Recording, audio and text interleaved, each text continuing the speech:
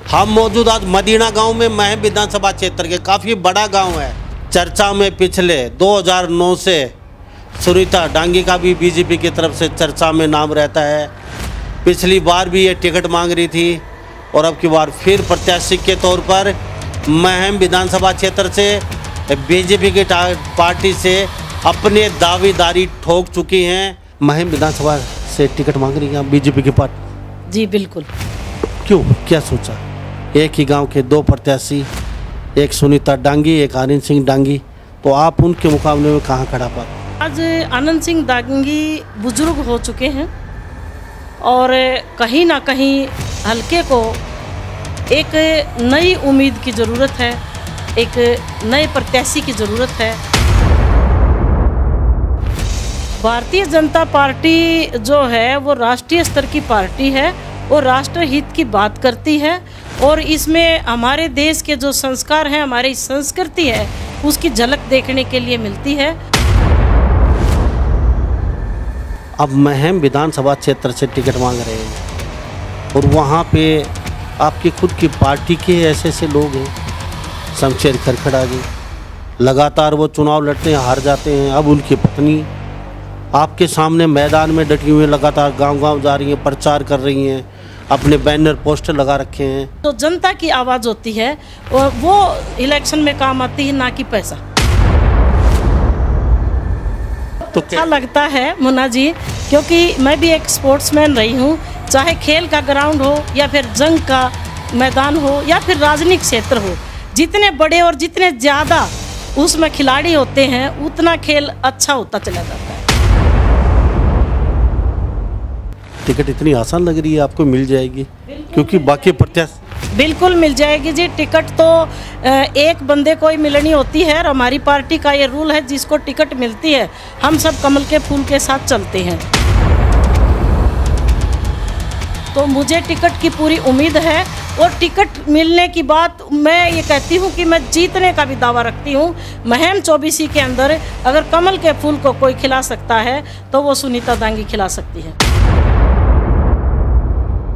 जनता की आवाज़ से मुझे ऊर्जा मिल रही है जी। हमारे हलके का हर आदमी की एक ही आवाज़ है कि अब की बार बदलाव चाहिए। टिकट किसी एक को मिलेगी, जिसको भी मिलेगी हम कमल के फूल के साथ बिल्कुल तन मन धन से अपना काम शुरू कर देंगे। आनंद सिंह डांगी ने अपने बेटे बलराम सिंह डांगी को आगे कर दिया, चुनाव में वो लड़ रहे हैं, तो क्या लगता है फाइट आपके साथ अगर टिकट में? उनकी पार्टी में तो वंशवाद चलता ही है। भूपेंद्र हुड्डा ने अपने बेटे को आगे कर रखा है, आनंद सिंह ने अपने बेटे को आगे कर दिया है। हमारी पार्टी में वंशवाद नहीं चलता है, जो अच्छा काम करता है वही आगे बढ़ता है। आनंद सिंह ने जो अच्छे काम किए होंगे वो उन्हीं के साथ खत्म हो जाते हैं। बेटे की शुरुआत होती है, उसकी अपनी लाइफ अलग चलती है, हर आदमी की अपनी लाइफ होती है। तो मुझे लगता है कि हमारे महम हलके के अंदर मेरे से मजबूत कोई दूसरा कैंडिडेट नहीं है। मैं कहीं पर कोई पैसे से आदमियों को बुलाने का या बिठाने का या मनरेगा से लाकर कोई कार्यक्रम दिखाने का काम नहीं करती हूँ। नमस्कार, स्वागत आपका हरियाणा न्यूज़ 24 पे। मैं हूं मुन्ना लंबा, मेरे सहयोगी हिमांशु लंबा के साथ। हम मौजूद आज मदीना गांव में महम विधानसभा क्षेत्र के काफ़ी बड़ा गांव है और मदीना गांव की बातचीत करें तो यहाँ से आनंद सिंह डांगी का नाम ज़रूर सुनते थे, लेकिन चर्चा में पिछले 2009 से सुनीता डांगी का भी बीजेपी की तरफ से चर्चा में नाम रहता है। पिछली बार भी ये टिकट मांग रही थी और अब की बार फिर प्रत्याशी के तौर पर महम विधानसभा क्षेत्र से बीजेपी की पार्टी से अपने दावेदारी ठोक चुकी हैं। तो कहीं न कहीं आनंद सिंह डांगी की भी मुश्किलें बढ़ चुकी हैं, क्योंकि एक ही गांव से दो प्रत्याशी, तो कहीं न कहीं बड़ी मुश्किलें होने वाली उनको भी, क्योंकि रास्ते इतने आसान नहीं हैं, रास्ता बहुत लंबा है, डगर बड़ी कठिन है। तो सुनीता डांगी भी कहीं ना कहीं कम नहीं है। 2009 से लगातार बीजेपी की नीतियों को फॉलो कर रही हैं और साथ साथ बहुत बड़े बड़े पद इनके पास रहे हैं, प्रचार किया है। सुनीता डांगी से बातचीत करेंगे। मदीना गांव से आती हैं, महम से ताल ठोक चुकी है, महम 24 से। सुनीता डांगी जी, आपका बहुत बहुत स्वागत है हरियाणा न्यूज़। नमस्कार जी। सुनीता जी, महम विधानसभा से टिकट मांग रही हैं आप बीजेपी की पार्टी? जी बिल्कुल। क्यों, क्या सोचा? महम विधानसभा क्षेत्र से पहले ही आपके गांव से एक प्रत्याशी हैं, 2-3 बार वो विधायक रह चुके हैं, आनंद सिंह डांगी। अब उनके टक्कर में आप उनके गांव से आप आती हैं। वो तो आपसे बहुत बड़े लेवल पे बैठे हैं, पैसा है उनके पास, गॉड फादर है, ऊपर तक टिकट दिलाने वाले हैं उनके पास, अच्छा रुतबा है, 2-3 बार विधायक रह चुके, अच्छा खासा पैसा है, चाणक्य नीति है, और आप बीजेपी के साथ घूम रहे हैं और 2009 से प्रचार कर रहे हैं। लेकिन कैसे नैया पार लगेगी इतने बड़े बड़े लोगों के सामने? एक ही गांव के 2 प्रत्याशी, एक सुनीता डांगी, एक आनंद सिंह डांगी, तो आप उनके मुकाबले में कहाँ खड़ा पाते हैं? ऐसा है जी, आनंद सिंह डांगी बिल्कुल गांव मदीना से हैं और काफ़ी बड़े खिलाड़ी रहे हैं अपने समय के। लेकिन आज आनंद सिंह डांगी बुजुर्ग हो चुके हैं और कहीं ना कहीं हलके को एक नई उम्मीद की ज़रूरत है, एक नए प्रत्याशी की ज़रूरत है। और आगे बढ़ने के लिए इंसान को हर स्तर पर कोशिश करनी चाहिए। मैं भारतीय जनता पार्टी से 2009 से संगठन का काम कर रही हूँ, विभिन्न पदों पर रहते हुए। 2009 से क्यों जुड़ी भारतीय जनता पार्टी के साथ आप? 2009 से लगातार जुड़े, 2024 है, 14-15 साल से लगातार बीजेपी के साथ हो। तो पहले भी टिकट मांग रही थी, पिछली बार भी नहीं मिली, अब फिर टिकट मांग रही हैं आप। और 2009 से जुड़ने का कारण क्या रहा है? कांग्रेस के साथ जा सकते थे, चौटाला के साथ जा सकते थे, और भी कई पार्टियां तो उनके साथ भी जा सकते थे। जी, भारतीय जनता पार्टी जो है वो राष्ट्रीय स्तर की पार्टी है, वो राष्ट्र हित की बात करती है और इसमें हमारे देश के जो संस्कार हैं, हमारी संस्कृति है, उसकी झलक देखने के लिए मिलती है। और मैं जैसे ही इन बातों को समझने लगी कि अपनी वोट का हमें अधिकार है और हम भी इस क्षेत्र में समाज सेवा कर सकते हैं, महिलाएं भी आगे बढ़ सकती हैं, तो 2009 में मैं काम करते करते स्कूल के अंदर और जो समाज के अंदर भी मैं काम करती थी, महिलाओं से, बच्चों के परिवार से जुड़ती थी। जिस समय आप बीजेपी से जुड़ी उसमें बीजेपी का ना कोई डंडा उठाने वाला था, ना कोई झंडा उठाने वाला था, और बीजेपी के फूल को देख के लोग एक चंबा चंबा करते थे, एक सोगड हो जाते थे। ये क्या बला है, ये किस चीज़ का फूल है, ये भी कोई पार्टी है? लोग हंसते थे, मखौल उड़ाते थे। अरे उस समय आपने बीजेपी का दामन थामा, कांग्रेस का अच्छा खासा रुतबा था, चौटाला साहब का, भजन लाल जी का, चौधरी बंसल लाल जी का, सबका अच्छा खासा रुतबा था उस समय, और आप एक ऐसी पार्टी के साथ जाके खड़ा हुए, तो कोई तो बात रही है। आपने मेवा के साथ नहीं गए और आप कठिन रास्ता चुना आपने।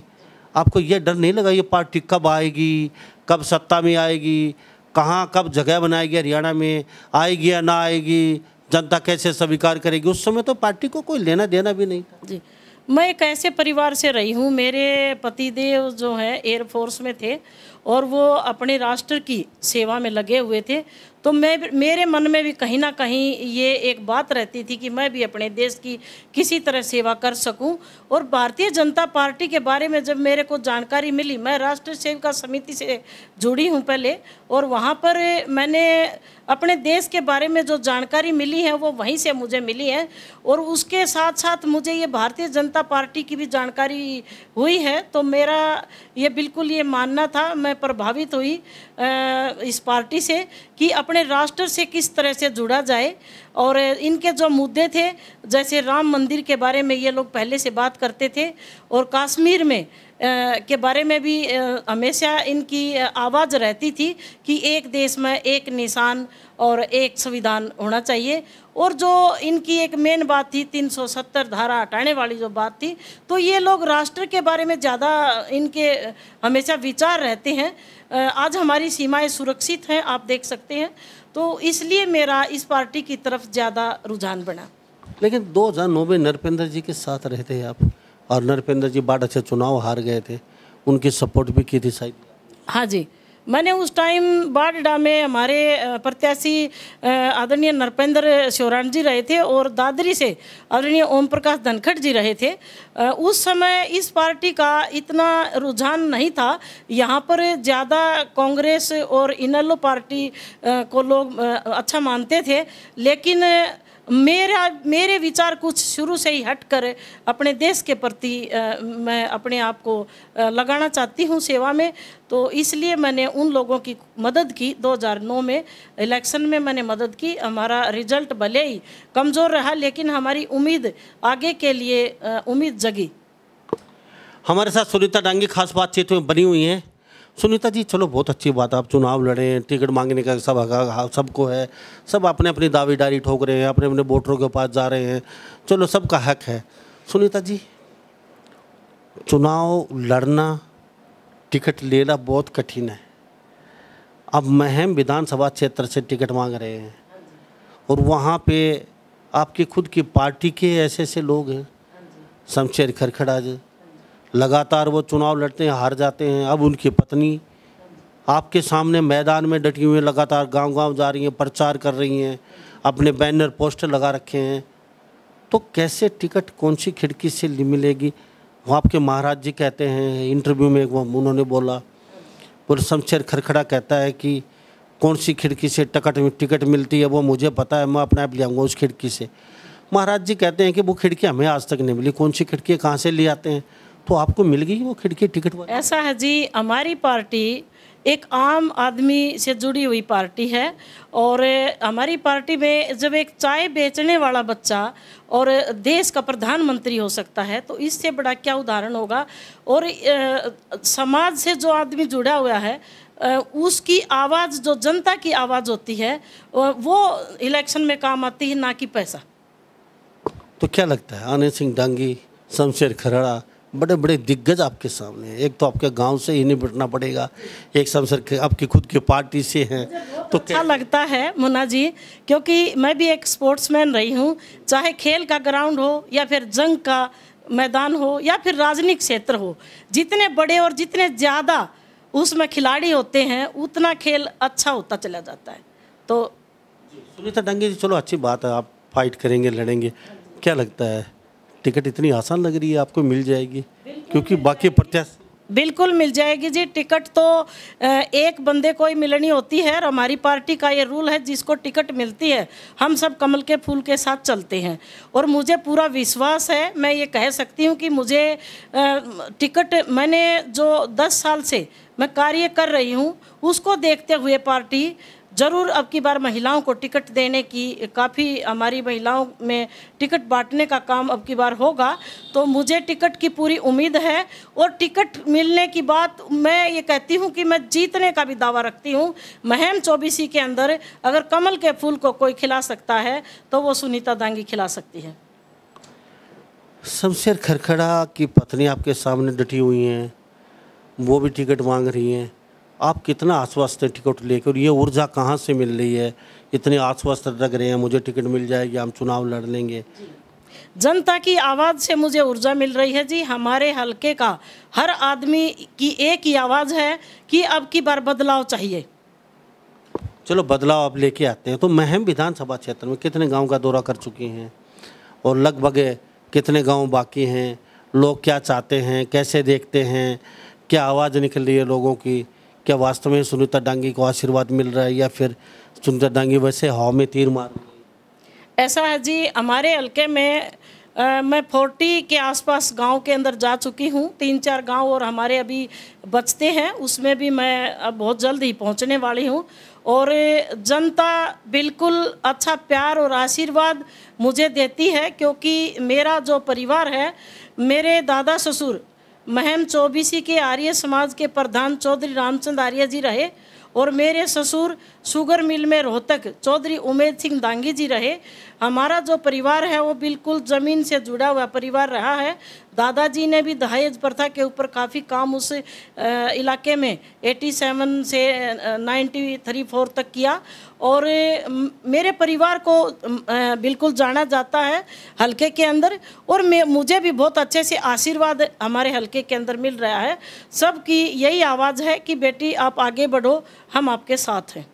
अगर डांगी साहब टिकट नहीं मिली तो क्या बगावत करेंगे पार्टी की, फिर चुनाव निर्दलीय? नहीं करूँगी, बिल्कुल नहीं करूँगी। हमारी पार्टी के ये संस्कार नहीं है। टिकट किसी एक को मिलेगी, जिसको भी मिलेगी हम कमल के फूल के साथ बिल्कुल तन मन धन से अपना काम शुरू कर देंगे। डांगी जी बलराज कुंडू के बारे में भूल गए, उन्होंने बसें चला रखी हैं, कन्याओं को पढ़ाते हैं, पिछली बार विधायक हैं, तो उनके कार्य प्रणाली से कितने संतुष्ट है? क्या वास्तव में हमें कुछ ऐसा हुआ है, बदलाव कुछ काम हुए हैं लोगों के, या कोई मूलभूत सुविधाओं के लिए कुछ हुआ है?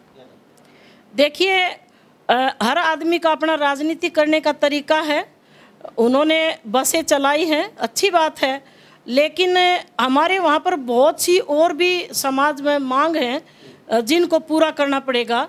आज मैं वहाँ पर देखती हूँ सबसे बड़ी समस्या है हमारे एरिया में घर घर जल की। मुझे अगर ऐसा मौका मिलता है तो सबसे पहले मैं पानी की व्यवस्था, पीने के पानी की व्यवस्था बहुत कम है वहाँ पर।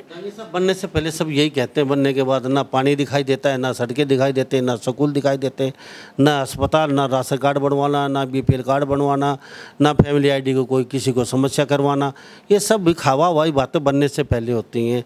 ये लुभावने बातें, लच्छेदार बातें पब्लिक को सुना सुना के नेता आप जैसे लोग कुर्सी पर बैठ जाते हैं और फिर वो उनमें लोगों के पसीने की बदबू आती है, लोगों से मिलना नहीं चाहते, वो फिर कहीं दिल्ली चंडीगढ़ होते हैं या इसी में आराम करते हैं। एक आध बार कहीं गलती से मिल भी जाते हैं तो कमांडो वगैरह के पीछे उठा के फेंक देते हैं। तो ये लच्छेदार बातें। देखिए, ऐसा नहीं है जैसे आप बता रहे हैं। जो ग्रामीण क्षेत्र से जुड़ा हुआ आदमी होगा वो उनके बीच में ही रहेगा और मेरा तो बिल्कुल यही कहना है 100% मैं अपनी जनता के बीच में रहूँगी, उनकी समस्याओं को सुनूंगी। अभी हमारी सरकार ने बेटी बचाओ पे काम किया था। 2014 में सरकार बनते ही सबसे पहले पानीपत के अंदर हमारे प्रधानमंत्री, हमारे देश की शान आदरणीय नरेंद्र मोदी जी ने बेटी बचाओ के ऊपर एक बहुत बड़ा कार्यक्रम महिलाओं का किया था, जिसने एक बड़े आंदोलन का रूप लिया और आज हमारे यहाँ बेटियों की संख्या बिल्कुल बढ़ चुकी है। इसी तरह से जैसे बेटी बचाओ बेटी पढ़ाओ पर काम किया गया, उसमें मेरा भी बहुत योगदान रहा और इसके साथ साथ अब की बार मैं बेटा बचाओ पे भी काम करना चाहूँगी, क्योंकि आज मैं देख रही हूँ खासकर मेरे हलके में बेटियाँ काफ़ी पढ़ी लिखी हैं, बेटे कहीं ना कहीं रास्ते में रुक जाते हैं, तो उनको भी मार्गदर्शन की सही दिशा दिखाने की ज़रूरत है। इस तरह के भी हम आगे कोई प्रबंध बच्चों के करेंगे कि जिसमें बच्चों को मार्गदर्शन करने के लिए हमारी एक टीम रहे और अच्छे से बच्चों को ऊंच नीच सब रास्ता दिखाते हुए और जो ये बच्चों में गलत आदतें पड़ी हुई हैं उनको दूर करने का हम काम करेंगे। जी सुनीता डांगी जी, हमारे साथ सुनीता डांगी खास बातचीत बनी हुई हैं महम विधानसभा क्षेत्र मंच से, और ये मदीना गांव से आती हैं और मदीना गांव से कई बड़े नेता भी हैं। तो किन्हीं एक गांव से दो प्रत्याशी अगर टिकट मिलती है तो काफ़ी रोचक मुकाबला हो सकता है। आनंद सिंह डांगी ने अपने बेटे बलराम सिंह डांगी को आगे कर दिया, चुनाव में वो लड़ रहे हैं, तो क्या लगता है फाइट आपके साथ अगर टिकट में? उनकी पार्टी में तो वंशवाद चलता ही है। भूपेंद्र हुड्डा ने अपने बेटे को आगे कर रखा है, आनंद सिंह ने अपने बेटे को आगे कर दिया है। हमारी पार्टी में वंशवाद नहीं चलता है, जो अच्छा काम करता है वही आगे बढ़ता है। मुझे इस बात से कोई खतरा नहीं है कि आनंद सिंह का बेटा है तो उसके साथ कोई, आनंद सिंह ने जो अच्छे काम किए होंगे वो उन्हीं के साथ ख़त्म हो जाते हैं। बेटे की शुरुआत होती है, उसकी अपनी लाइफ अलग चलती है, हर आदमी की अपनी लाइफ होती है। तो 2 जनवरी से जुड़े हैं, कई बीजेपी के पदों पर रहे हैं, कौन से पद, और साथ साथ ब्लैक कमांडो भी हैं, आप ब्लैक बेल्ट मिला हुआ है, तो कुंग फू कमांडो में बॉक्सिंग वॉक्सिंग चलाने में बड़े माहिर हैं। तो एक बार कभी ऐसा मौका मिला है किसी नेता माता को या किसी कहीं एक आधा पंच मार? नहीं जी, ऐसे तो हमारे संस्कार ही नहीं है। बाकी मैं जूडो की राष्ट्रीय स्तर की खिलाड़ी और नेशनल रेफरी जूडो कोच मैं रही हूँ। और 95 से मैंने एक ही स्कूल में, एक ही संस्था में, दादरी एजुकेशन सोसाइटी के अंदर मैं एज ए डीपी बॉयज़ के स्कूल में मैंने काम किया है। अभी भी मैं कार्यरत हूँ वहाँ पर। और मैं विभिन्न पदों पर जिला की अध्यक्ष रही महिला मोर्चा की, भारतीय जनता पार्टी की 2012 से 15 तक। उसके बाद मैं प्रदेश की महामंत्री रही महिला मोर्चा की। उसके बाद मैं राष्ट्रीय कार्यकारिणी सदस्य रही महिला मोर्चा की। उसके बाद मैं प्रदेश कार्यकारिणी सदस्य रही भारतीय जनता पार्टी की। और आज मैं उसके बाद मैं प्रदेश की अध्यक्ष रही महिला मोर्चा की। और आज मैं प्रदेश में उपाध्यक्ष भाजपा के अंदर मैं पद पर कार्यरत हूँ। तो विभिन्न कार्य करते हुए संगठन के साथ साथ मैं राष्ट्रीय सेविका समिति से भी द्वितीय वर्ष हूँ। और मैंने बेटियों के लिए कैंप लगाए आत्म सुरक्षा के लिए। जूडो की कोच होते हुए मैं गर्मी की छुट्टियों में दादरी में बेटियों के लिए फ्री कैंप लगाती थी और आत्म सुरक्षा के गुर उनको सिखाने का काम भी मैं करती थी। तो हमारे साथ सुनीता डांगी महम 24 से आती हैं और मदीना गांव इनका खुद का। तो कई नेताओं की भी दिक्कतें हो सकती क्योंकि अगर टिकट मिलती है तो टिकट को लेकर हम बातचीत करें। बिल्कुल आश्वस्त हैं टिकट को लेकर? देखिए, ये तो पार्टी को देखना होता है। पार्टी को जो योग्य उम्मीदवार लगता है और जहाँ से हमारी पार्टी जीत सकती है वहाँ पर पार्टी कोशिश करती है। और मुझे लगता है कि हमारे महम हलके के अंदर मेरे से मजबूत कोई दूसरा कैंडिडेट नहीं है। तो काफ़ी वर्षों से सेवा कर रही हो बीजेपी की। पिछली बार टिकट नहीं मिली, कट गई, पीछे आपने टिकट नहीं मांगी और अब की बार आप फिर दावेदारी ठोक रहे हैं। तो पहले टिकट क्यों नहीं मांगी इतने साल आपने? वैसे देखिए, पहले मैं संगठन का काम मैंने समझा है, पार्टी के अंदर काम मैंने किया है। 15 साल तक काम करते करते आदमी को समय लगता है, आदमी पकता है और जब वो सीढ़ी तक पहुंचता है, अपनी मंजिल तक पहुंचता है, तो वो अपनी आवाज़ भी रखता है। पिछले साल मैंने आवाज़ रखी थी। कोई बात नहीं, मुझे कोई निराशा नहीं है इस बात से। अब की बार मैंने फिर अपना दावा किया है। अब की बार अपने हलके में जाकर किया है, महम हलके के अंदर। पिछली बार मैंने दादरी से किया था। आपको ऐसा लग रहा है खट्टर साहब झोला उठा के सब सड़कों में घूमते थे, पैदल या फिर हरियाणा रोडवेज की बसों में रेडियो पे केले खाते रहते थे, बहुत ही एक ज़मीन से जुड़े हुए एक बहुत ही गरीब इंसान के रूप में जाने जाते थे, 500 रुपये कमरा किराए पे ले रखा था। तो आपको ऐसा लग रहा है सुनीता डांगीवा की समय आने वाला है? जी बिल्कुल। हमारे आदरणीय पूर्व मुख्यमंत्री मनोहर लाल खट्टर जी एक ज़मीन स्तर के नेता रहे और आज भी वो ज़मीन से जुड़े हुए हैं। और हमारी पार्टी में मैं फिर आपको बताना चाहती हूँ कि पैसा नहीं देखा जाता है, आदमी का व्यवहार कैसा है, समाज में उसके लिए आवाज़ कैसी है। एक आम आदमी बहुत बड़ा आदमी बन सकता है, ये इसी पार्टी में आपको देखने के लिए मिलेगा। और मेरे साथ आज जितने भी समाज के महिलाएं या आदमी जुड़े हुए हैं वो बिल्कुल मन से जुड़े हुए हैं। मैं कहीं पर कोई पैसे से आदमियों को बुलाने का या बिठाने का या मनरेगा से लाकर कोई कार्यक्रम दिखाने का काम नहीं करती हूँ। मैं डोर टू डोर मेरा अभियान रहता है। हर महिला से, हर आदमी से मैं मिलती हुई ज़मीन पर मैं चल रही हूँ और 10-12 साल से लगातार। तो महम 24 में कितने चाय के प्रोग्राम हो चुके हैं? मेरे चाय के प्रोग्राम हर रोज़ मैं किसी एक गांव में जाती हूं और 15-20 घर में मेरा चाय का प्रोग्राम रहता है। तो लगता है आपकी बार कुछ बदलाव के मूड में की जनता बिल्कुल बदलाव चाहती है। लेकिन आपको लगता है कोई ऊपर गॉड फादर भी है और सब नेताओं का कहने की टाका फिट है अपना अपना कहीं ना कहीं, और आपके पास तो भगवान हैं सबके। और मैं दुर्गा माँ के ऊपर विश्वास रखती हूँ।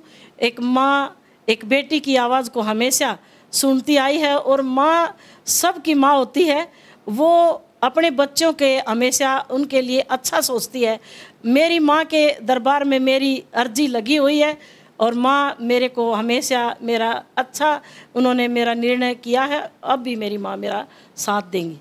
चलते चलते क्वेश्चन मेरा रहेगा, विधायक क्यों बनना चाहती हैं, क्यों मकसद बना लिया?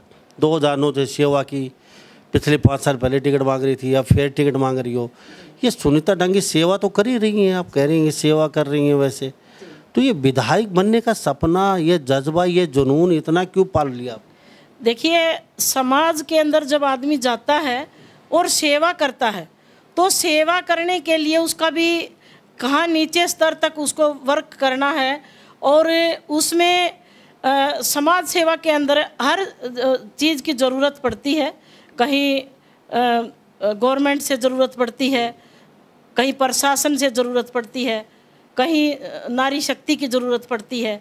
तो वो सब शक्तियाँ एक साथ इकट्ठी करके अच्छा काम कर सकती हूँ, इसलिए मैं समाज सेवा। मेवा के चक्कर में विधायक बनने के बाद मेवा खाएंगे या रेपारे रिश्तेदारों को? मैं तो बिल्कुल एक आम महिला हूँ और आम महिला बनने के, विधायक बनने के बाद मेवा शुरू हो जाती है।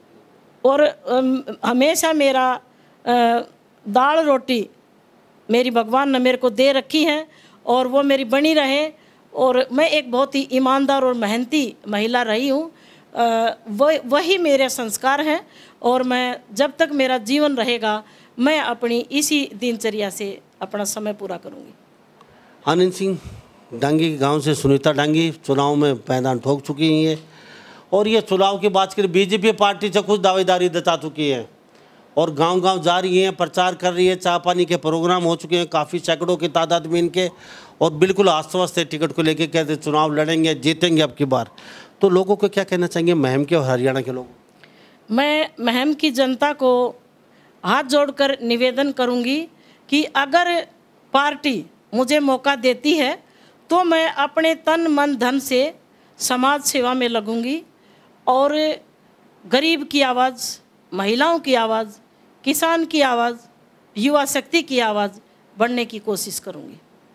बहुत बहुत धन्यवाद सुनीता डांगी जी, आपका कीमती समय लिया, आपसे बातचीत की बड़ा अच्छा लगा और ऐसे ही प्रचार करते रहिए और कामना करते हैं आपको टिकट मिले, आप चुनाव लड़े। बहुत बहुत थैंक यू। धन्यवाद जी, आपका बहुत बहुत धन्यवाद, आपका और आपके चैनल का। आप इतने अच्छे से काम कर रहे हो, एक एक नेता की आवाज़ उठाने का आप काम करते हैं। आपका बहुत बहुत धन्यवाद, आपने हमें समय दिया। तो हमारे साथ ये सुनीता डांगी जी खास बातचीत हुई बनी हुई थी महम 24 से। तो चलते चलते आपसे भी जानना चाहेंगे कितने प्रतिशत चांस है सुनीता डांगी को टिकट मिलेगी, लोगों की क्या राय है? क्या वास्तव में ही बीजेपी पार्टी सुनीता डांगी को टिकट दे सकती है? अगर टिकट मिल जाती हो तो कितने प्रतिशत चांस हैं बीजेपी की झोली में सुनीता डांगी जी टिकट जीत के डाल सकती है?